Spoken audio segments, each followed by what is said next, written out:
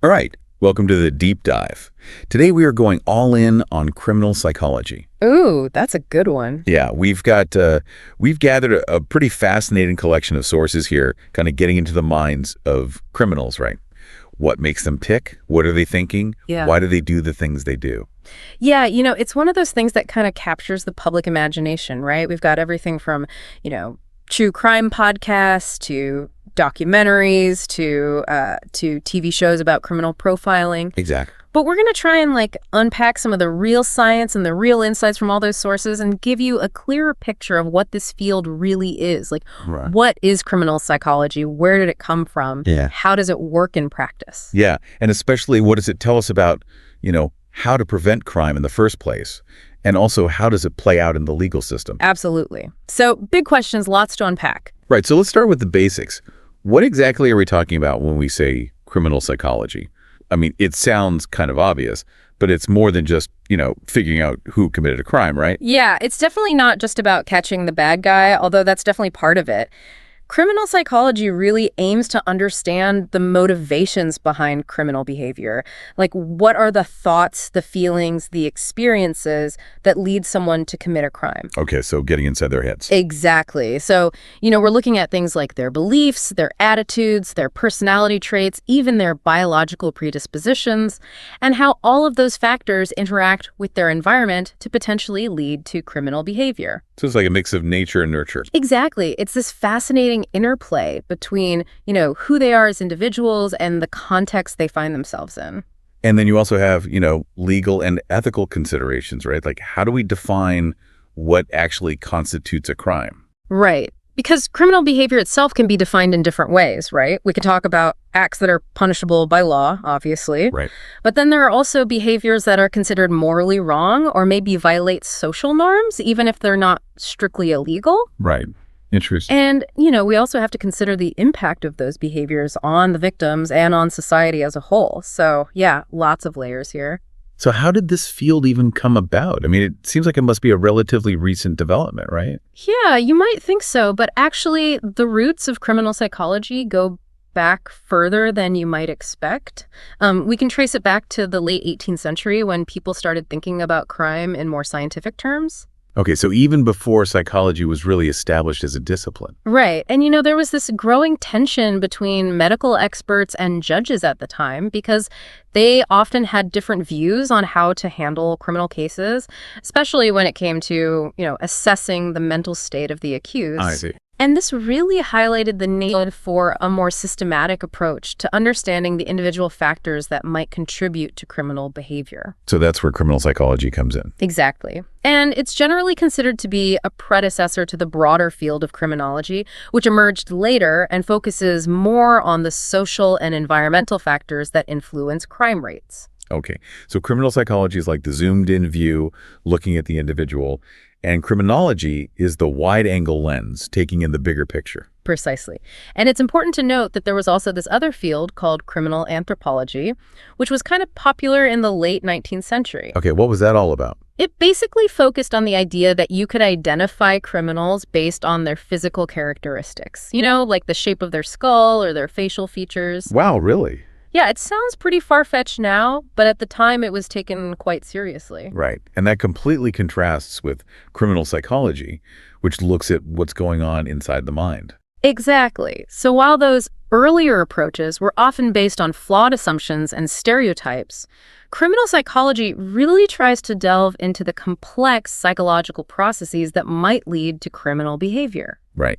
Now, when most people think about criminal psychology, one of the first things that pops into their heads is profiling. Oh, absolutely. Profiling has really captured the public imagination. Yeah, thanks to shows like, Criminal Minds and all that. Exactly. But what exactly is criminal profiling? It's essentially a technique used by law enforcement to try and identify the characteristics of an unknown offender based on the evidence they leave behind at a crime scene. So it's like building a psychological portrait of the perpetrator. Exactly. It's trying to understand their motivations, their behavior patterns, their likely background. And, this can be really helpful in narrowing down a suspect pool. Right, because you're not just looking for anyone. You're looking for someone who fits a specific psychological profile. Exactly. And it's especially useful in cases of serious crimes like homicides and serial offenses. But it's important to remember that profiling is not a foolproof method. Oh, of course not. It's not like they show on TV where the profiler just walks in, looks around, and immediately knows who did it. Right. It's actually a very complex and nuanced process that requires careful analysis of the evidence, and even then, it's not always accurate. So it's more of an art than a science. Well, it's a combination of both, really. I mean, it draws on scientific principles from psychology, criminology, and forensic science, but it also involves a degree of intuition and experience. Right. And it's important to remember that it's just one tool among many in a criminal investigation. Absolutely. It should never be used in isolation. It needs to be combined with other investigative techniques like DNA analysis, witness statements, and good old-fashioned detective work. Makes sense. Now, you mentioned that profiling can be controversial. Why is that? Yeah, there are a couple of reasons. First, there's always the risk of bias creeping into the process. You know, if a profiler has certain preconceived notions about what a criminal looks like or how they behave, that could potentially influence their analysis and lead to inaccurate conclusions. Right. And second, there's the concern about racial profiling. Sadly, there's a history of law enforcement using profiling techniques in discriminatory ways, targeting individuals based on their race or ethnicity rather than on actual evidence. That's a really important point. Yeah, and it's something that we need to be very mindful of. Profiling should always be based on objective evidence, not on stereotypes or prejudice. Absolutely. So how does criminal psychology relate to forensic psychology and psychiatry? I mean, those terms seem to get thrown around a lot. Yeah, they do. It can be confusing. So basically, all three of these fields are concerned with the application of psychological principles to legal matters, but they each have their own unique focus. Okay. Break it down for us. So forensic psychology is really broad. It covers a wide range of activities like evaluating witnesses, providing expert testimony in court, assessing the risk of reoffending, and developing treatment programs for offenders. Got it. Forensic psychiatry, on the other hand, is a medical specialty. So forensic psychiatrists are medical doctors who have additional training in psychiatry. I see. And they're often involved in cases where there's a question of mental illness or competency to stand trial. Right. And criminal psychology. For criminal psychology tends to focus more on the research and theoretical understanding of criminal behavior. So criminal psychologists might study things like the causes of crime, the development of criminal personalities, or the effectiveness of different prevention and intervention strategies. Okay. So forensic psychology is more applied, dealing with specific cases, while criminal psychology is more focused on the big picture. That's a good way to put it. Yeah. But of course, there's a lot of overlap between the three fields. And often, professionals from all three disciplines will collaborate on cases. All right. Makes sense. Now, you mentioned competency to stand trial. Can you explain what that means? Sure. It basically refers to the defendant's mental state at the time of the trial. Okay. So, to be competent to stand trial, a person must be able to understand the charges against them, the potential consequences of a conviction, and the role of the different participants in the legal process. Right. And if they're not deemed competent? Then the trial can be postponed until they are deemed competent, or in some cases, the charges may be dropped altogether. I see. Now, what about insanity? How does that factor into the legal system? The insanity defense is a legal concept that argues that a person should not be held criminally responsible for their actions if they were suffering from a severe mental illness at the time of the crime. Right. So basically, the argument is that their mental state prevented them from understanding the wrongfulness of their actions or from controlling their behavior. So even though they committed the crime, they're not considered legally responsible. Exactly. But it's a very difficult defense to mount successfully. Oh, I can imagine. Yeah, there are very strict criteria that have to be met. Yeah. And even if the defense is successful, the person doesn't just go free. Right. What happens then? They're usually committed to a psychiatric facility for treatment, and they can be held there indefinitely, potentially even longer than they would have been imprisoned if they had been found guilty. Wow. So it's not exactly a get-out-of-jail-free card. Not at all, and it's a very controversial topic, ethically and legally. Absolutely. Now, shifting gears a little, let's talk about crime prevention. What are some of the psychological strategies that can be used to prevent crime from happening in the first place? Well, one approach is to focus on early intervention. So identifying individuals who might be at risk of engaging in criminal behavior and providing them with support and resources to help them stay on the right track. Okay, so targeting at-risk youth, for example. Exactly. This might involve things like mentoring programs, after-school programs, or family counseling. Right. Another approach is to work on changing social and environmental factors that contribute to crime. So things like poverty, unemployment, and lack of educational opportunities. Right, tackling the root causes. Exactly. Because if you can improve those conditions, you can create a more supportive environment where people are less likely to turn to crime. Makes sense. Now, what about programs like Scared Straight or boot camps? Are those effective? You know, those programs are often well-intentioned, but the research suggests that they're not very effective in the long run. Really? Why not? Well, they tend to rely on fear tactics and punishment, which might have a short-term deterrent effect, but they don't really address the underlying issues that lead to criminal behavior. Right, they don't get to the root of the problem. Exactly. And in some cases, they might even backfire, making the participants more likely to reoffend. I see. So what does work? Programs that focus on rehabilitation and reintegration tend to be more effective. So providing offenders with education, job training, and counseling to help them turn their lives around. And there's growing evidence to support the use of cognitive behavioral therapy, or CBT, in reducing recidivism rates.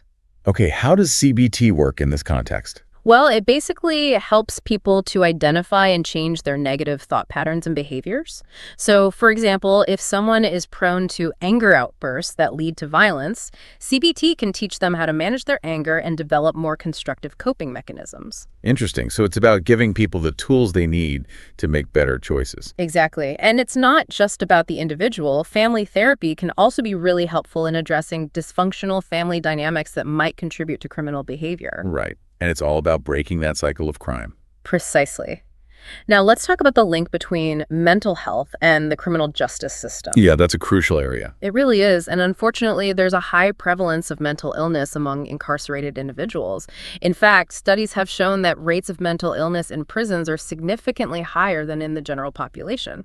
Wow, that's really concerning. Why is that? Well, there are a number of factors at play. First, people with mental illness are more likely to come into contact with law enforcement. Okay, so Well, they might be exhibiting behaviors that are perceived as disruptive or dangerous, even if they're not actually intending to harm anyone. right. And second, once they're in the criminal justice system, they're often not adequately diagnosed or treated for their mental health conditions. I see.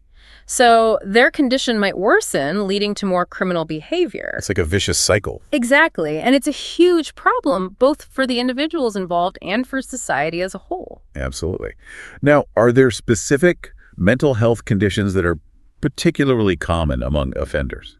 Yeah, some conditions do tend to stand out. For example, substance use disorders are very prevalent. And, substance abuse can impair judgment and increase impulsivity, which can obviously lead to criminal behavior. Right, and the two often go hand in hand. Exactly. Another common condition is antisocial personality disorder, which is characterized by a disregard for the rights of others and a tendency to engage in deceitful and manipulative behavior. And that obviously increases the likelihood of criminal activity. Absolutely.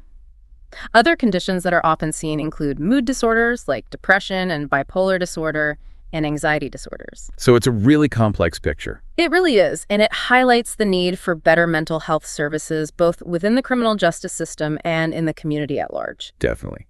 Now, let's say someone is listening to this and they're fascinated by criminal psychology. What kind of career paths are available in this field? Well, there are actually quite a few different options. You could become a forensic psychologist, working with law enforcement or in the courts. You could specialize in criminal profiling. Ooh, sounds intriguing. It is. Or you could focus on research, studying the causes of crime, and developing prevention strategies. Right. So what kind of education and training would someone need? Most careers in criminal psychology require at least a master's degree in psychology or a related field.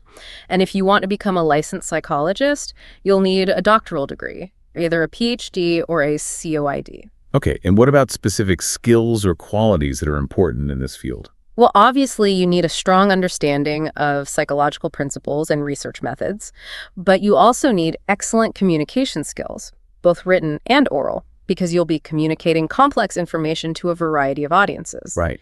You also need to be analytical and detail-oriented because you'll be dealing with a lot of data. And perhaps most importantly, you need to be compassionate and empathetic. Why is this so important? Because you're going to be working with people who have been through very difficult experiences, both victims and offenders, and you need to be able to approach them with understanding and sensitivity. That's a really good point. And it's a reminder that criminal psychology is ultimately about people. It is. It's about understanding human behavior, both its darkest and its most hopeful aspects. This has been a really enlightening deep dive into the world of criminal psychology.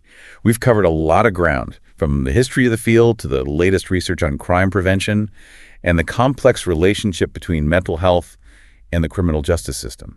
And we've seen how criminal psychology draws on insights from various disciplines, from psychology and sociology to law and criminology. It's truly a multifaceted field, Yeah. and one that continues to evolve as our understanding of human behavior grows. Exactly. And as we conclude this deep dive, we leave you with this question to ponder. Knowing what we now know about the psychological factors that contribute to crime, what are the most effective and ethical ways to address this complex issue and create a safer and more just society for everyone? Thanks for joining us on the deep dive. It's been a pleasure. Until next time.